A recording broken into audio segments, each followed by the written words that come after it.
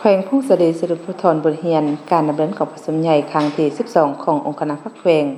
กองประชุมสรุปทรบทเรียนการดำเนินกองประชุมใหญ่ครั้งที่12ขององค์คณะแขวงพงศดีได้จัดขึ้นในตอนเช้าของวันที่5พฤศจิกายน2025นี้ที่ห้องประชุมชั้น5สำนักงานปกครองแขวงโดยการเป็นประธานของสหายสมพรมิตรพรเลขาคณะบริหารงานพรรคแขวงเข้าร่วมมีบรรดาคณะประจำพรรคแขวงกรรมการพรรคแขวงมีบรรดาต่างหน้าอนุกรรมการใน6อนุกรรมการในแต่ละโครงเขตเวียกงานเข้าร่วมในกองประชุมสหายนางจันมณีนครสุขห้องหัวหน้าห้องประกันแขวงได้เสนอจุดประสงค์จากนั้นประธานกองประชุม